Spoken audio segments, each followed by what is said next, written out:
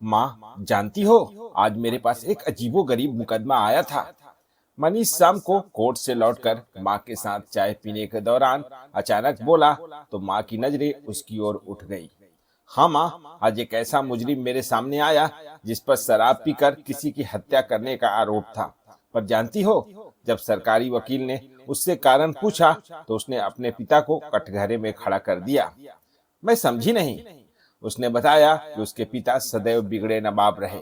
उसके दादाजी कभी गांव के जमींदार रहे थे, अतः जमीन जायदाद की कमी नहीं थी।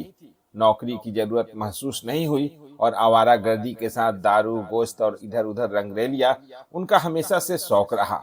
उनकी इसी आदत से परेशान होकर उसके बचपन में ही माँ उसके 2 साल के भाई को लेकर अलग हो गई थी। क्योंकि वो बड़ा बेटा था और पिता का जबरदस्त लाडला भी, पिताजी ने किसी भी हालत में उसे माँ के साथ भेजने से इनकार कर दिया। माँ के जाते ही वो और स्वतंत्र हो गए और उसकी भी हर जायज नाजायज जिद पूरी करने लगे। हालात ये हुए कि युवा अवस्था की देहरी पर कदम रखते ही वो भी बाप की राह पर चल पड़ा। उसने सीधे सीधे कहा, जज साहब, बचपन तो गीली मिट्टी की तरह होता है। जिस मूरत में माँ बाप डाल देते हैं, बच्चा उसी मूरत में ढल जाता है। तो जब वही बच्चा बड़ा होकर वही सब कुछ करता है जो उसने माँ बाप को करते देखा, तो वो क्यों मुजरिम करार दिया जाता है? जिसने वो मूरत गढ़ी उसे क्यों नहीं? जज साहब, मैं कबूल करता हूँ कि मैं शराब पीकर कोठे पर गया और जब गुलाबोबाई की 12 साल की बेटी के साथ मुन्ना लाल ने गलत हरकत करने की कोशिश की तो मेरा खून खौल उठा और उसे रोकने की चेष्टा में कब मेरे हाथ से उसका खून हो गया मुझे खबर नहीं। पर जब मैंने अपनी 16वीं सालगिरह पर पहली बार शराब पी थी तो पिता ने क्यों नहीं रोका मुझे?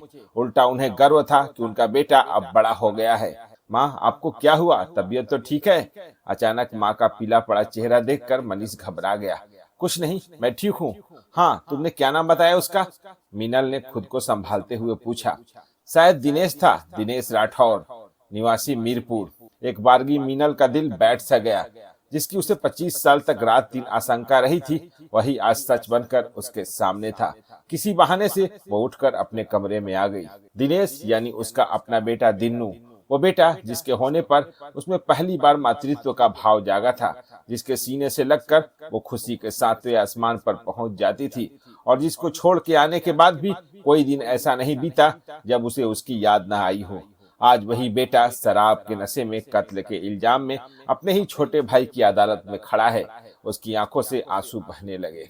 इन 25 वर्षों में उसके मनीष को भनक भी नहीं लगने दी थी कि उसका पिता जिंदा है और उसका एक बड़ा भाई भी है। पति से अलग होने के बाद कुछ दिन वो मायके में रही और जब उसे सरकारी स्कूल में नौकरी मिल गई तो उसने अपना तबादला ऐसे शहर में करा लिया जहां उसकी पिछली जिंदगी उसका पीछा न कर सके।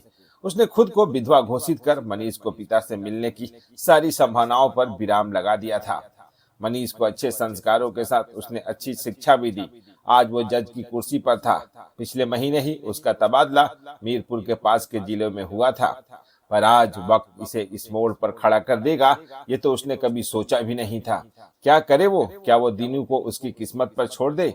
पर सही कहा था दीनू ने, इसमें उसका क्या कसूर? कसूर तो उसकी परवरिश का है। तो क्या वो मनीष को सब कुछ बता दे? पर पता नहीं अब उस पर इसका क्या असर होगा। उसे याद आया चलते समय उसके पति ने बड़े घमंड से कहा था, एक दिन देख लेना मेरी और अपनी परवरिश का अंतर। हम खानदानी रईस हैं, तुम्हारी तरह सरकारी मुलाजिमों के घर नहीं। रात भर मीनल इसी पुहा में डूबती उतर आती रही। पर सुबह होते ही उसने निर्णय ले लिया, वो मनीष को सब कुछ बता देगी। सब कुछ सुनकर एक बारगी तो मनीष जैसे सकते में आ गया, पर वो समझदार था। माँ की परिस्थिति का अंदाजा उसे हो रहा था। हाँ, उसने ये जरूर कहा, माँ, शायद अगर आप ये राज पहले मुझ पर खोल देती तो हो सकता है कि ये। पर उसकी बात पूरी होने से पहले ही मीनल बोल उठी, मैं तुम पर तुम्हारे पिता की छाया भी नहीं पड़ने देना चाहती थी। मुझे डर था कि वो तुम्हें भी मुझसे छीन न लें। दूसरे दिन मनीष ने दिनेश के पिता से मिलने की इच्छा जाहिर की तो बिना किसी नान नुकुर के वो कोर्ट में आ गए। मनीष ने चपरासी से कहकर उन्हें अपने प्राइवेट चैम्बर में बैठला दिया। दिनेश का मुकदमा शुरू होने से पहले ही लंच में वो उनसे मिला। अय्यासी ने उनके चेहरे को समय से पहले बूढ़ा कर दिया था। झुर्रीदार चेहरे पर काले रंगे बाल, आंखों में सुरमा और पान तंबाकू से पड़े पीले दांत। हाँ, सफेद झक कुर्ता और वैसा ही पाजामा। एक बारगी तो वो सोच ही नहीं पाया कि आदमी उसका पिता भी हो सकता है। उसने कभी अपने पिता की तस्वीर तो नहीं देखी थी, पर बालमन ने अपने पिता की वात्सल्य और तेज से ओतप्रोत जो छवि बनाई थी, वो आज भी उसके मस्तिष्क की चदरिया पर ज्यों की त्यों धरी थी। नमस्ते जज साहब। अचानक आवाज से उसकी तंद्रा टूटी तो वो अचकचा गया। ओह नमस्ते, बैठिए। आपने मुझे याद किया?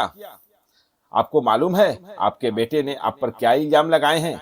उसने उनको गौर से देखते हुए पूछा, शायद कोई पश्चाताप कहीं छिपा हो।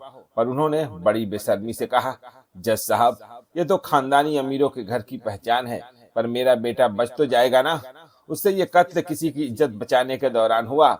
आगे के शब्द पनीले हो उठे थे, जो उनकी बेटे के प्रति उनकी ममता दर्शा रहे थे।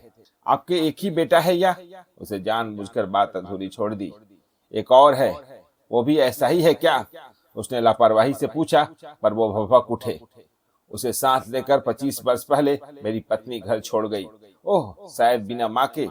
इस पर मनीष ने कुछ कहना चाहा, पर ठाकुर साहब बीच में ही बोल पड़े। इसको खानदानी संस्कार देने में मैंने कोई कमी नहीं की है, तभी तो एक तवायफ की बेटी के साथ भी किसी की ज्यादती बर्दाश्त नहीं कर सका। तो ये है आपके संस्कार कि बेटा कोठे पे जा रहा है, शराब पी रहा है, और आप उसे रोकने की बजाय उसको बढ़ावा दे रहे हैं। मनीष के स्वर में दुख के साथ व्यंग्य उतर आया। आपको इसे भी इसकी माँ के साथ भेज देना चाहिए था, तब शायद इसकी जिंदगी। तब कौन सा ये जज साहब बन जाता? ठाकुर साहब बीच में व्यंग से बोल उठे। क्या पता हो ही जाता।